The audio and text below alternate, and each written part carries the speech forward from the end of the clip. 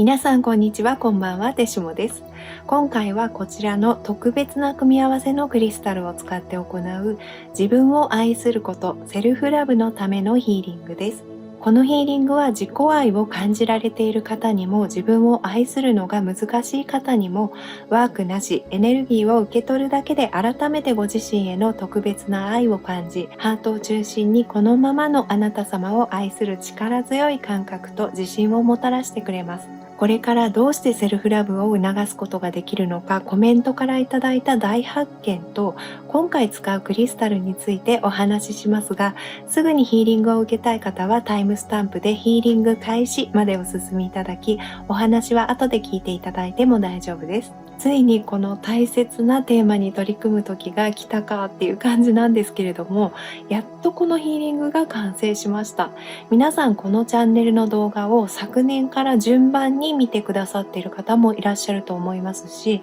この動画が初めてという方もいらっしゃると思うんですが、どのヒーリングをどの順番で受けたかということもすごく意味があると思うんですね。どの場合もセルフラブに取り組む準備ができた、あなた様に絶好のタイミングが来ているということだと思います。このテーマについては自己愛っていろんな切り口で捉えられるので、どんなアプローチがいいのかクリスタルに聞きながらずっと探ってたんですね。そんな中すごいヒントになるコメントをいただいたんです。いくつか前の動画で美肌を作るヒーリングを行ったんですが、その時に自分の外見で好きなところをコメントで教えてとお願いしてたんですね。その時にいただいたコメントなんですが、自分の体型に不満だらけだった方がヒーリング中に自分の体とお別れすることになったというメッセージを受け取ったそうです。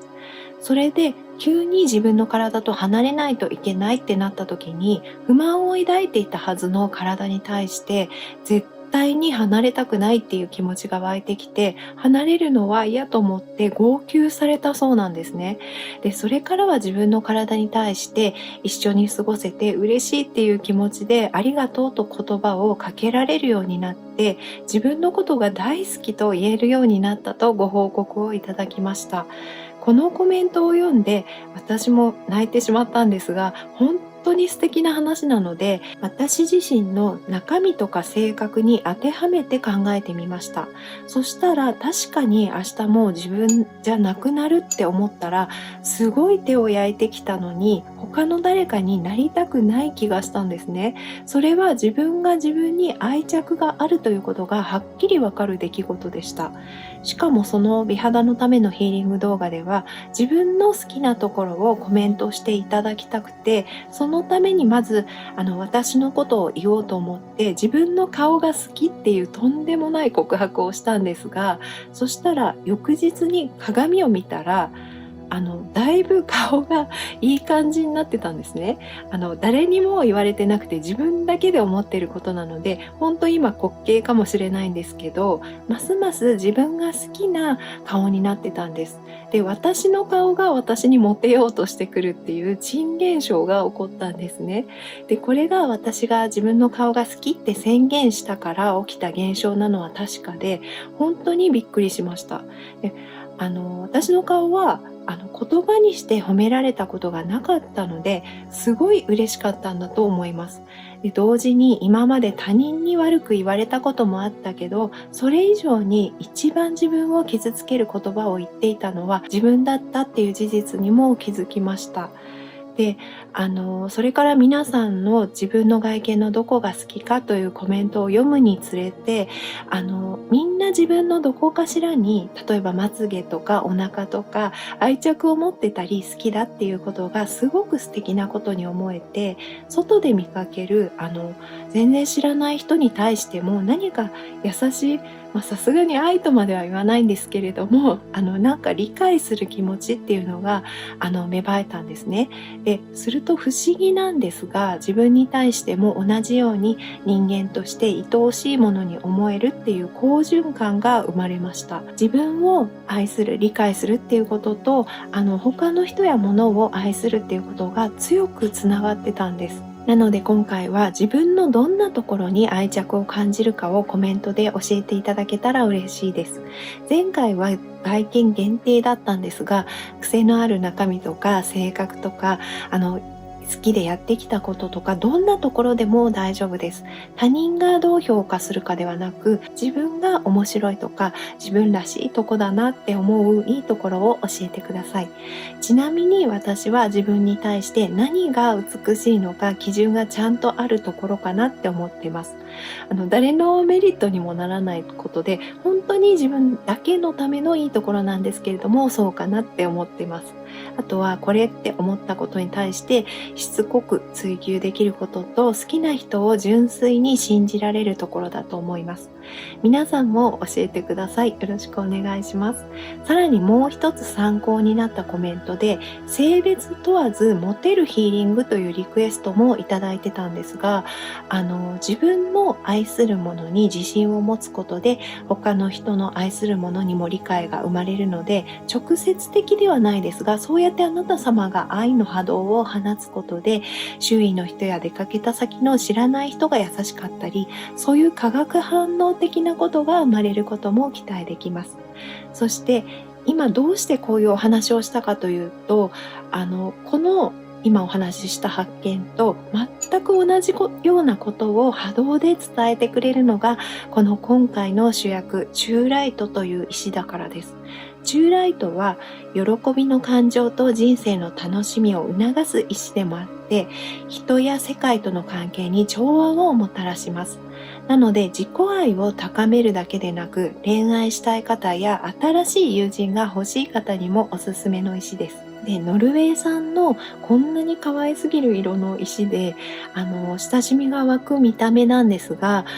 ちょっと見た目からは想像できないような波動を持っています。それは触ると心臓、ハートに直に来るようなドカンという重たい波動です。触っていると毎回息ができないような、だけど心地の良い重みを感じます。しばらくすると自分自身も含めて自分が好きなこと、ものが浮かんできて、それらに対する愛を私は信じる。その愛のために立ち上がるんだみたいな、愛の戦士みたいな感覚が湧いてきて、見たことないのにセーラームーンってこんな感じなのかなって思いました。で、どんなにひねくれてたような荒れてた時期の自分でさえも自分のために精一杯頑張ってたんだなっていうことが伝わってきました。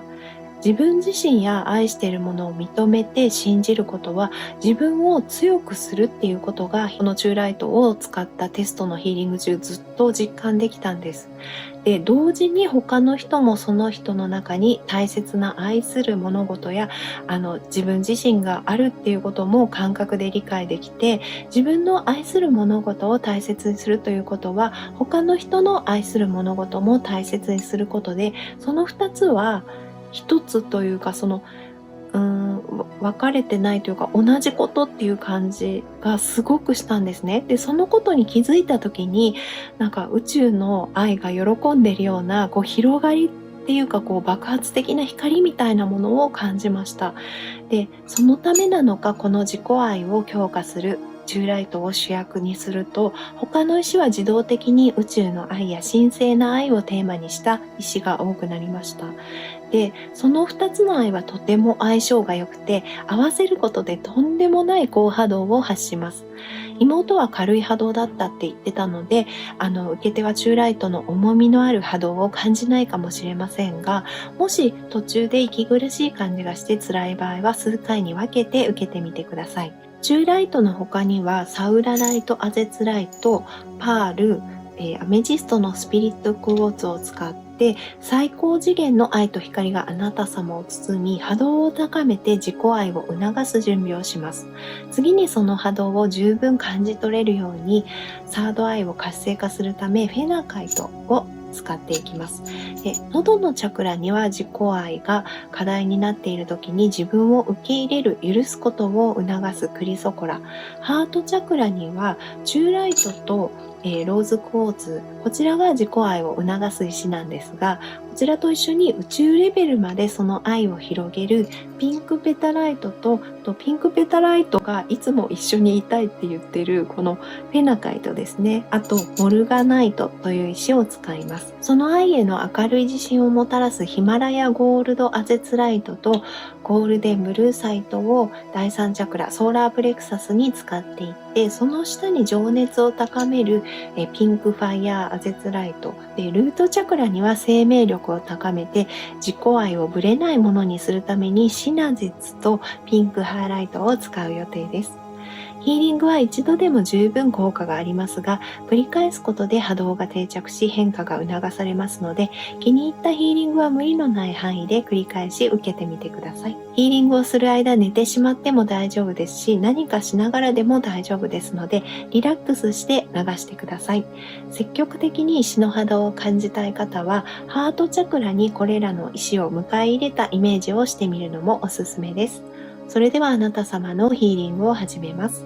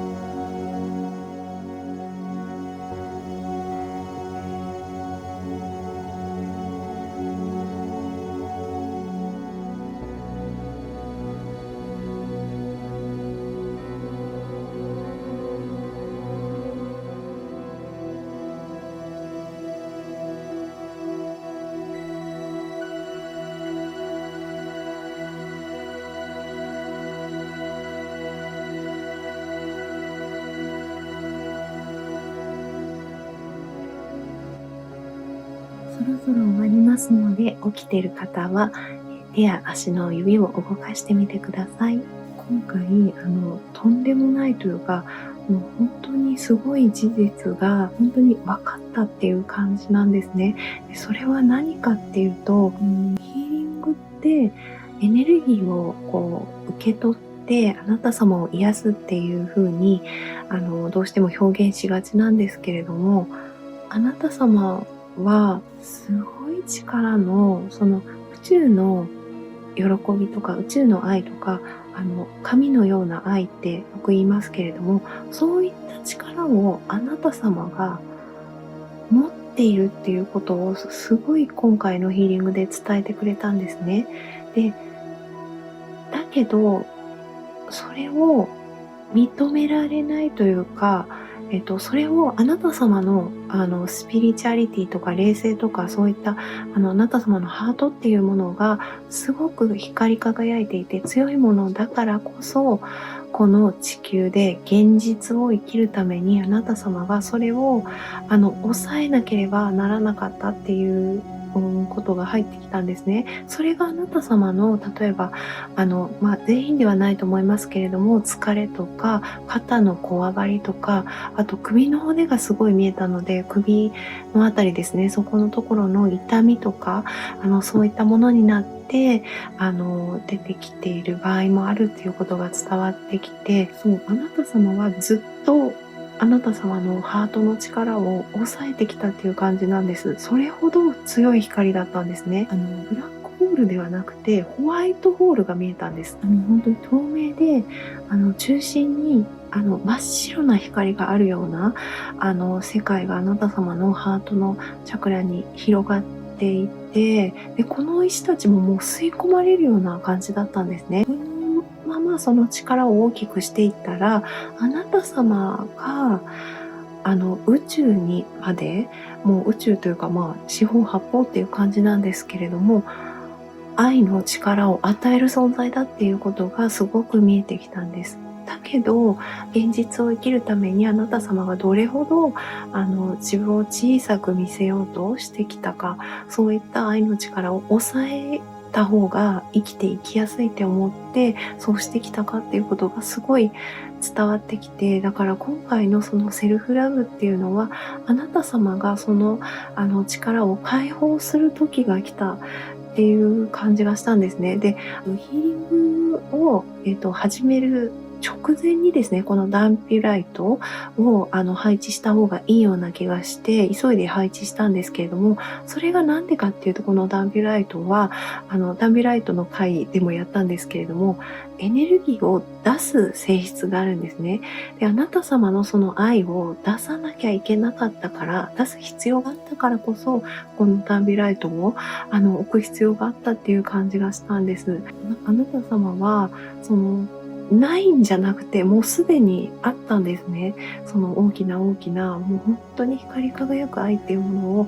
持ってたんです。それを抑えてることが苦しみとか辛いっていうことのその原因だとしたら、それを抑えてることが原因だっていうことがすごく伝わってきて、なのでこのヒーリングではそれが分かってからはもうどんどんどんどんその光をあなた様が出せるようにっていう風にクリスタルたちが動いてくれましたので、生きづらさとか感じている方も楽になってくるんじゃないかなって思いました。そういう力を出す